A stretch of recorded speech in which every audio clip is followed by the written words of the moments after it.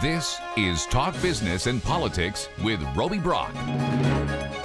Welcome to today's Talk Business and Politics. I'm Roby Brock with John Brummett of the Arkansas Democrat-Gazette for our weekly sit down here, safe distance sit down. I'm gonna come up with a catchy phrase for that. We're gonna brand this distance? Social distancing sit down sort of thing. Okay, good luck with that. Yeah, I look forward to what you come up we'll with. try. I'll bounce a few ideas off of you. Okay. How about that? Yeah. So, Yeah. how are you holding up psychologically and everything else? Good.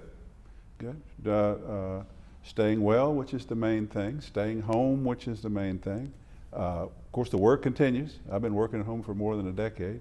As long as there's email and people respond and our technology, and somebody talk to me on the phone, I can do my work. It's good. Doing fine. I have moments of despair. I listen for the sound of human activity. I live close to Markham Street, and it's quiet. For 30 years I've lived there, and I've heard the sounds of life.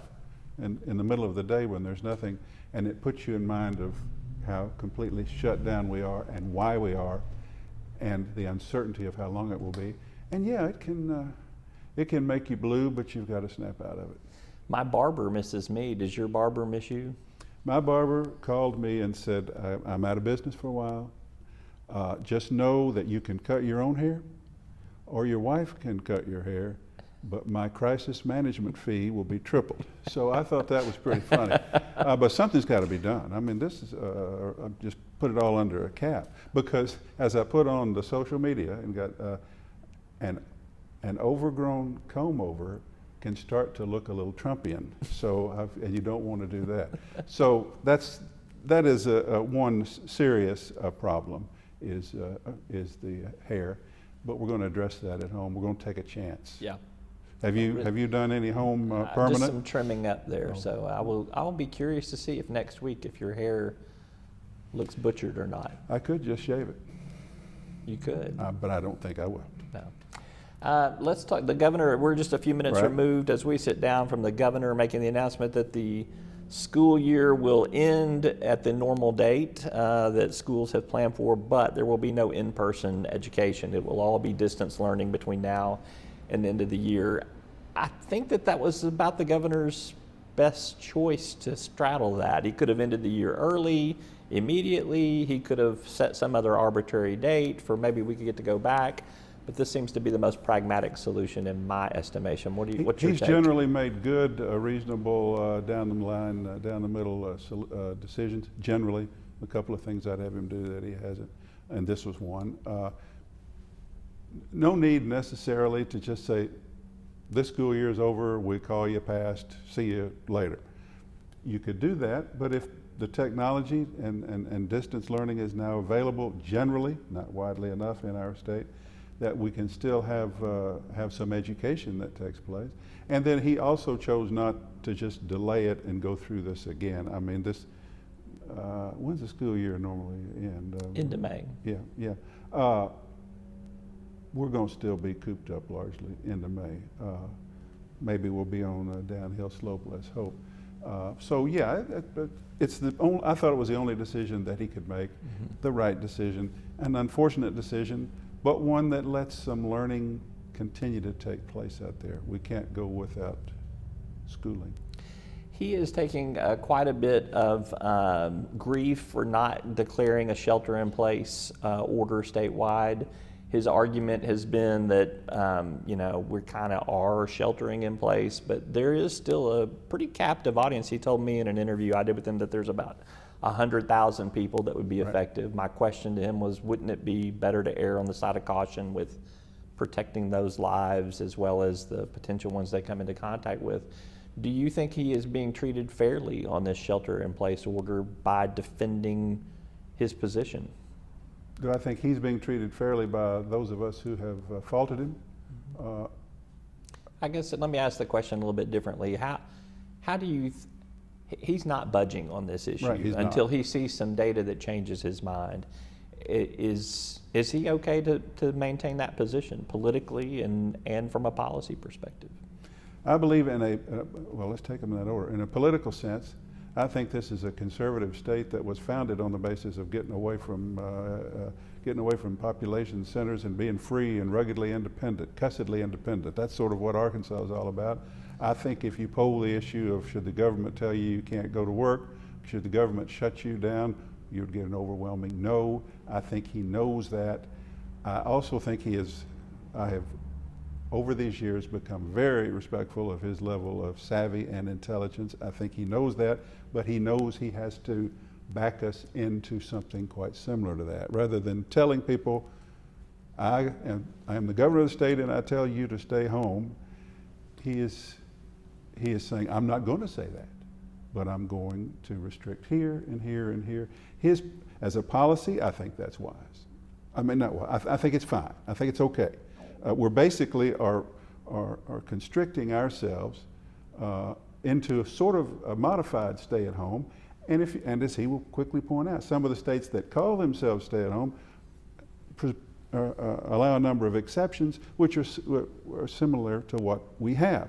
So the politics, I understand it in Arkansas. The policy, I can get it. What I fault him on is simply what you just said, and what I said to him and quoted myself saying it to him in a column Sunday, I would want to cover my behind. We're getting ready to have what everybody says is a spike. I would want now to use every tool, even those that I'm dubious about, to not possibly bear any complicity for some a potential catastrophe. Yes, Err I didn't on the want to side say of the caution. catastrophe. Yeah. Of course, err on the side of caution, and that's the one thing. That's the one difference I have with him. I can't make a substantive debate. Our curve is lower than we thought it would be, and lower than some other states which call themselves stay-at-home. True. The policy, the politics of it. If he can get that done in a state that would resent inordinately being told to stay at home, fine. Still, we may have asymptomatic people out there not being tested, and the potential for a higher number than you think is where he's vulnerable. And that's what, if I were in his place, I wouldn't want to be vulnerable to that. I would want to have done everything that I could. That's the fault I find with it. We are a little more than a day away from the Arkansas legislature coming to the capital city, and I presume they will meet again at the Stevens Center. They will meet again in spaced distances at the state capitol on the Senate end of things. We have a third legislator who has now tested positive for COVID-19. Should they push this session back? Should they find another way to do this thing virtually? Do you think that they're okay to safe distance and that they're not taking any greater risk, but there is this still do as we say, not as we do illustration right in front of everybody's faces? You know, Roby, you've asked me something that causes me to, I start to answer and then I wonder, what are the facts on this? Is there a constitutional requirement that there be physical assembly? Is that an argument here in some form? That there is a session is, I think, what it says. I don't know the exact language. I don't think it necessarily says physically. Let me just hedge to the point that I don't know exactly what's required in terms of physical presence. I don't know how you could substitute some of the leadership assembling and declaring that the session is in place. But if there was any way to keep everyone apart and get these budgets voted on, and they ought to do it. No, 6 feet apart, fine. But there's an ample masks, fine. But we are trying to tell many dubious Arkansas people to stay the heck home and do the right thing. And I wish, if it were possible, that legislators we have proxies, we have pairings, we have. And they'll use some of that. They'll use some of it. The level of the issue is the number. You got to lead by example if you can. I've been covering the legislature for 40 years, and I've never really thought about whether the extent to which they could have an absentee session. They can do it partially, but I don't know. Yep. But it'd be nice if they could. So Joyce Elliott and Greg Letting both want to do vote by mail. Senator Trent Garner hangs out a proposal today to eliminate any funding for Arkansas to do business in China. I'm paraphrasing here. It might not be quite that draconian, but that's the intent. Right. Is let's don't deal with China on that front. Are we going to see some more crazy ideas come out of all of this with people in their different positions? Are you calling vote by mail crazy? Well, some people think vote by mail is ripe for fraud. Some people don't. Some people think that Garner's stance on China is defendable, and some people say it's not. The governor didn't. Did you hear the governor? The governor did say that he is not going to be in favor of that. He thinks that's not correct. Not a way to go. He also said it's an isolationist view. You know, I'm for doing business with China if they can get some toilet paper. Are you still toilet paper depleted? No, I've had to. You're sufficient. I've depended on the kindnesses of strangers, or friends. But I did, just mainly to follow it, I did a Chinese order. Overnight, 2.5 weeks later, it has left the carrier facility in California. So, really, I wonder if there's going to be. Let's not have a discussion of toilet paper. What were we talking about? China. Well, I guess let me go. Yes. I mean, this is an extreme time, and there will be extreme. There always have been in history, and there will be extreme political or policy measures proposed by people who tend to be reactionary in their politics. I'm not calling anybody particularly reactionary. I'm making a general statement.